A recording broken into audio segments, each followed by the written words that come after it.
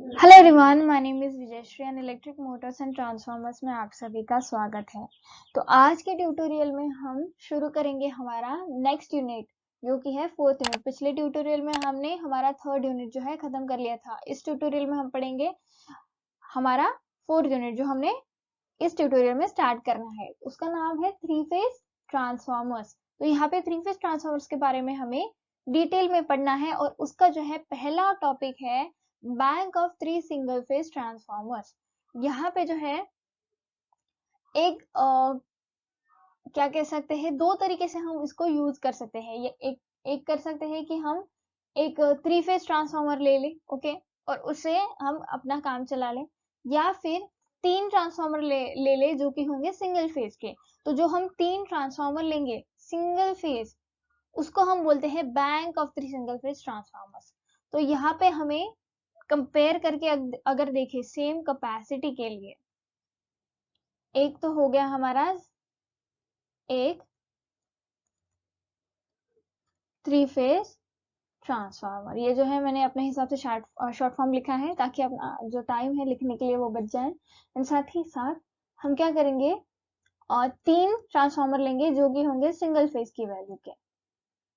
तो अगर हम इन दोनों को कंपेयर करके देखें, ओके, तो ये जो है पहला वाला, ये क्या है हमारा थ्री फेज ट्रांसफार्मर जो कि होगा एक, और ये है हमारा bank of three single phase transformer. यहाँ पे जो है सिंगल फेज की वैल्यू है जो कि होगी तीन में। अब इसको अगर देखें तो सिंगल सॉरी एक अगर थ्री फेज ट्रांसफार्मर हम ले ले तो फिर ये क्या करेगा, इसको जो है इसका वेट जो है वो कम होगा, वेट इज लेस इसके कंपैरिजन में, ओके, ये वाले कंपैरिजन में, बैंक वाले कंपैरिजन में इसका जो है वेट कम होगा, ओके। एंड देन इसको जो है जगह भी कम लगेगी, it occupies less space. And साथ ही साथ इसको जो है 20% कम कॉस्ट लगेगी,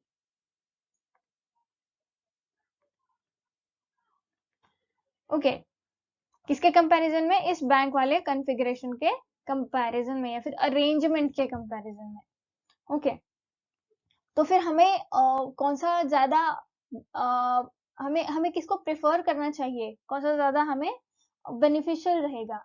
सो हमें ये दिखता है कि इसका वजन जो है कम है, उसके साथ साथ उसको जो है स्पेस भी कम लगेगी और 20% लेस कॉस्ट कर रहा है, तो हमें ये चूज करना चाहिए, एक ट्रांसफार्मर लेना चाहिए जो कि होगा थ्री फेज का, ओके, ना कि हमें तीन ट्रांसफार्मर लेने चाहिए जो कि होंगे सिंगल सिंगल फेज के, क्योंकि इसमें जो है इसका वजन भी बढ़ जाएगा, इसको जगह भी ज्यादा लगेगी और साथ ही साथ इसका हमें हमें इसके लिए पैसा भी बहुत सारा खर्च करना पड़ेगा।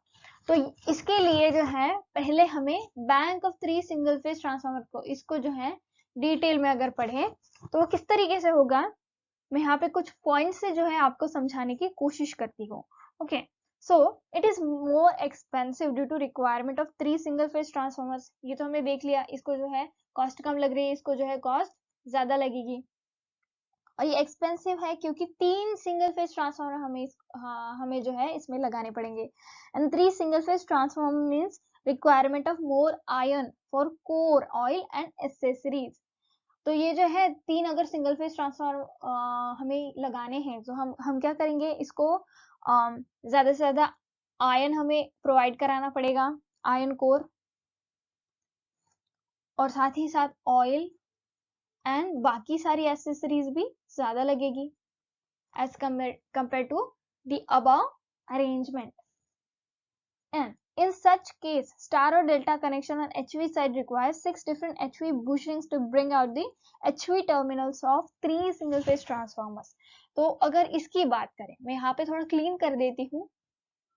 तो यहाँ पे क्या बोला गया है कि ऐसे केसेस में क्या होगा, स्टार या फिर डेल्टा कनेक्शन जो है, ओके, एचवी साइड में स्टार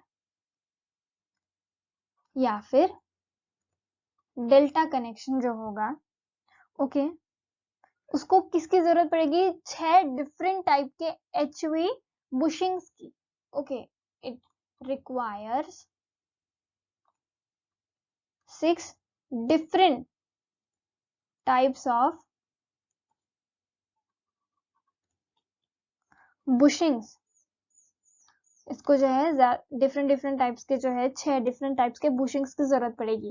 किसके लिए? To bring out the HV terminals, HV terminals को निकालने के लिए बुशिंग्स की जरूरत पड़ेगी। ओके, किसके लिए? तीनों के तीनों जो सिंगल फेज ट्रांसफार्मर्स है उनके लिए। एंड साथ ही साथ जो स्पेस रिक्वायरमेंट है वो तो ज्यादा लगेगी, इसके कंपेरिजन में इसको कम स्पेस लग रही है, लेकिन इसको जो है ज्यादा स्पेस लगेगी क्योंकि 3 ट्रांसफार्मर हमें लगाने हैं जो कि होंगे सिंगल फेज के। उसके साथ it offers greater flexibility in erection and installation. Okay, यहाँ पे इसका एक प्लस पॉइंट आता है। अब ये प्लस पॉइंट क्या है? यहाँ पे जो मैंने अभी पढ़ा है, that is it offers greater flexibility in erection and installation. तो इसको इंस्टॉल करने के लिए, इरेक्ट करने के लिए, यानी कि बिल्ड करने के लिए ये एक ग्रेटर फ्लेक्सिबिलिटी जो है प्रोवाइड कराता है। दिस इज ग्रेटर,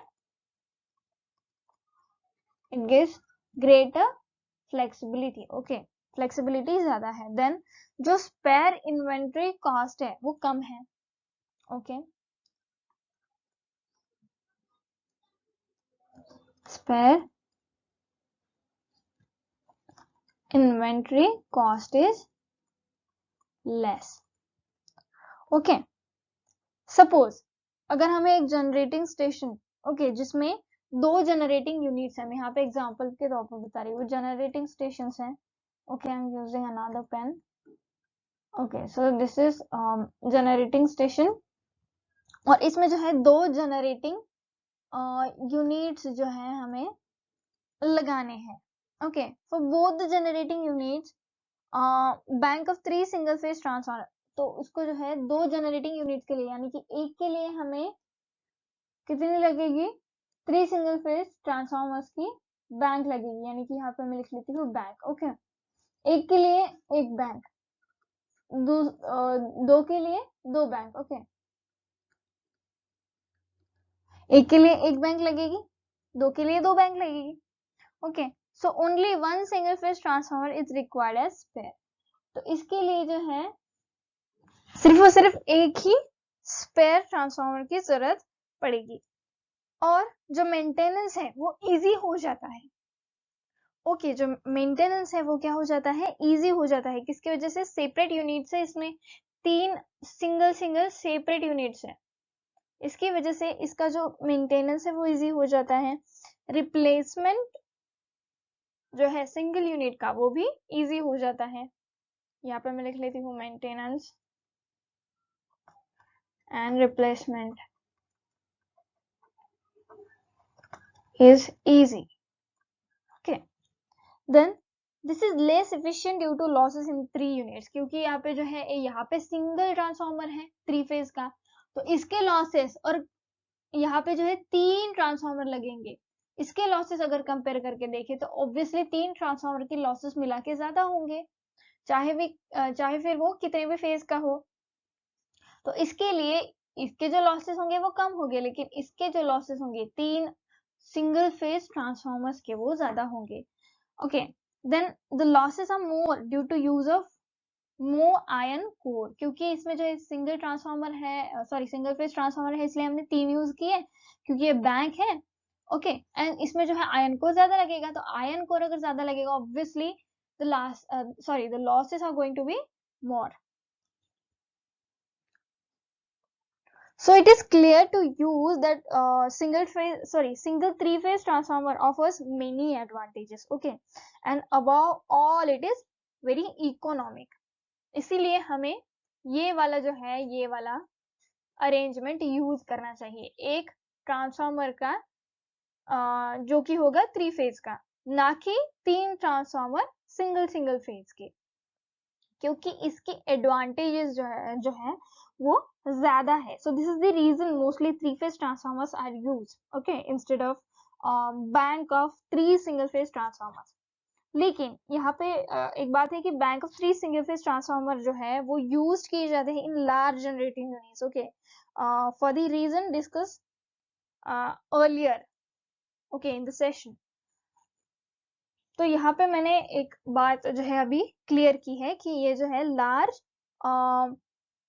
क्या कह सकते हैं कि लार्ज जनरेटिंग यूनिट्स में जो है यूज किए जाते हैं bank of 3 single phase transformers because of its advantages. तो यहाँ पे हमारा ये खत्म होता है हमारे चौथे यूनिट का पहला टॉपिक। अब इसके बाद जो है हमें देखना है, तो यहाँ पे तो है हमने ये वाला जो है bank of 3 single phase transformer देख लिया। तो पिछले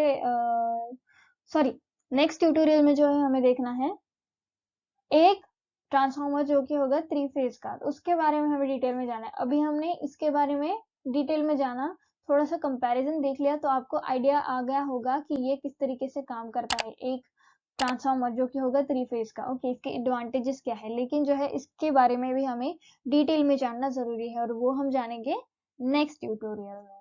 तो आई होप आपको ये वीडियो पसंद आया होगा। अगर वीडियो पसंद आया तो प्लीज वीडियो को लाइक कर दीजिए, चैनल को सब्सक्राइब कर दीजिए और बेल नोटिफिकेशन को प्रेस करना ना भूले, ताकि इस तरीके की वीडियोस की रेगुलर नोटिफिकेशन आपको मिलती रहे।